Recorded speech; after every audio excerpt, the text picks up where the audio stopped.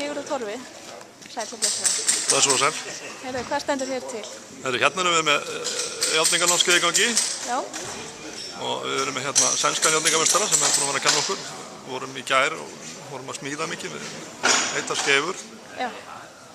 Og héldum svo áfram í morgun.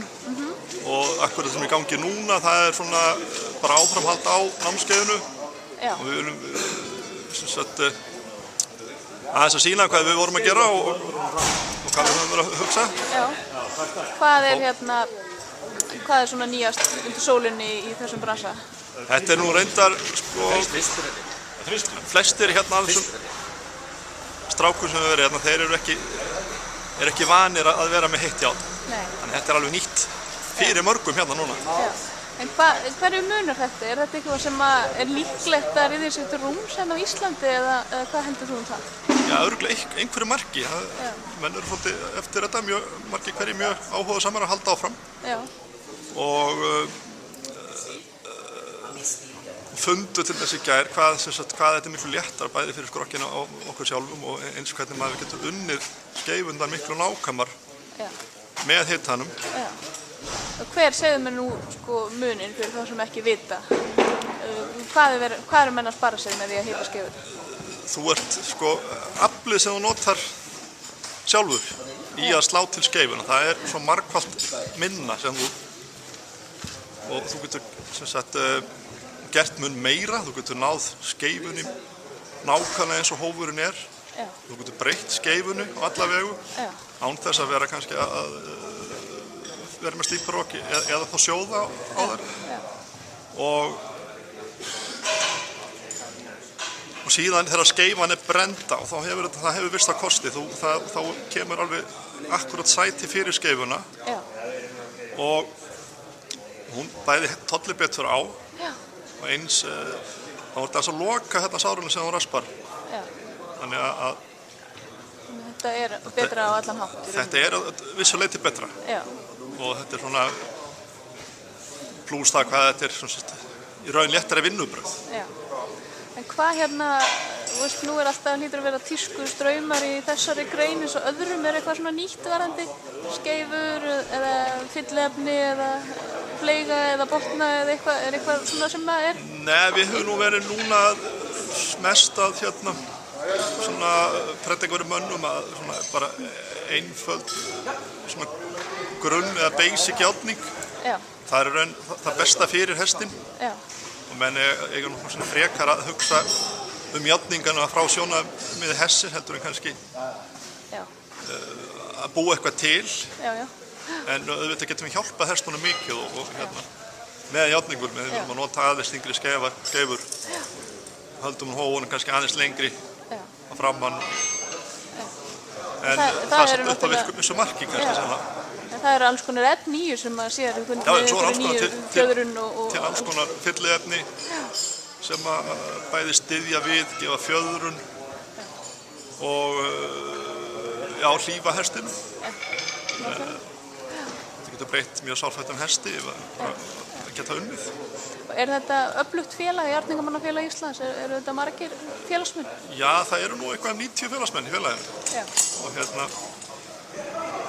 Og við höfum verið hérna 20 núna á þessu námskeiði og tekist bara mjög vel.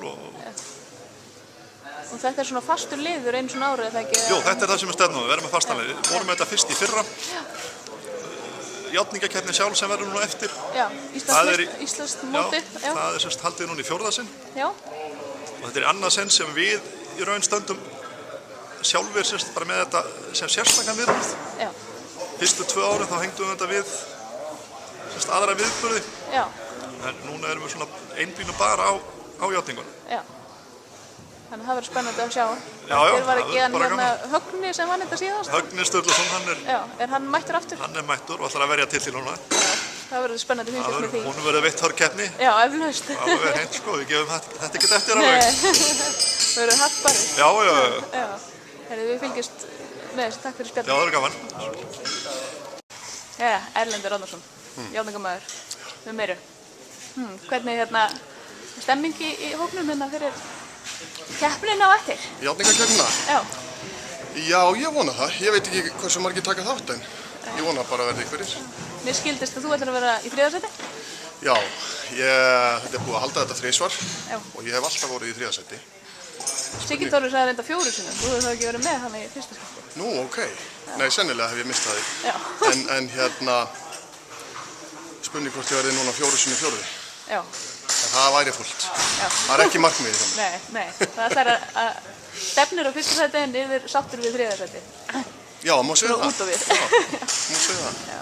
Hvað er hversu mikilvægt er þetta að menn hittist í þessari grein og ræði málum? Mér finnst það bara mjög jákvætt og að fá svona menn eins og í fyrra til dæmis, þá var hérna upp á Miðfossum mjög áhugavert samband við uppbyggingu, hann skar í sundur heilan fót og fór í gegnum allar sínar hreinlega og virkni þeirra, það var mjög áhugavert og gott fyrir okkur að fara út í svona ámar og núna er járnsmiðurmeistari og frá Svíþjóð að sýna okkur hvernig við getum breytt skeifum og lagað vandamál með því og maður getur alltaf aflað sér meiri þekkingar. Og hvað er það svona sem að þú hefur lært á þessu námskeiði, svona bara fyrir þig sjálfa? Ég hef nú aðeins, hann er mikið í heitjárningum þessi maður og ég hef nú aðeins verið í því sérstaklega þegar ég var úti og var mörg ár í Þýskalandi og járnaði þá mikið var að fylgta við að járna heitt en og bara hvernig maður getur formað skeifur aðeins meira og tækni við það og til dæmis áðan þá var ég að járna mjög flatbotna hest og hvernig maður getur náð þrýstingum af botninum og yfir á hóvegginn frekar og svona. Það er alltaf eitthvað hægt að spekulera, alveg. Ég spurði Sigga Þóru áðan varðandi heitjárningarnar af því að nú er þetta náttúrulega mikið notað úti. Já. Þetta er bara nánast aldrei notað hérna heima, er það? Nei, það er náttúrulega meira úti bara þessi hefð, járningarhefð að gera þetta svona, myndi ég halda. Það er ekki eins og þetta sé eitthvað nauðsynlegt. Nei. En ef maður þarf að breyta skeifu mikið, þá er það auðveldara að breyta henni með því að hita henni. Þetta er ekkert nauðsyn og við getum keypt allar skeifur í tilbúnum stærðum og svoleiðis, þannig að þetta er sniðugt ef maður þarf að gera einhverjar erfiðar breytingar og slíkt. En hvernig er þessi bransi nú? Ert þú að járna bara alla daga? Já, ég járna mikið. Og nóg að gera, er það ekki? Jú, ég get ekki sagt annað. Það er allar tamningastöðar fullar af hestum og alls þar verið að temja og járna og þá hreyfingin kannski mætti vera meiri á hestum. Þá þurfa allar að járna þá, hvort sem seljast þau ekki. Já, það þarf að halda þeim í þjálfum og það þarf alltaf að járna. Þetta að vera járningamaður er svipað eins og að vera rakari, þetta vex alltaf. Þetta bara vex og vex alveg saman hvort að hrossin seljast þau ekki. Þannig að þú ert að segja að það ætti eiginlega fleiri að fara í þetta og...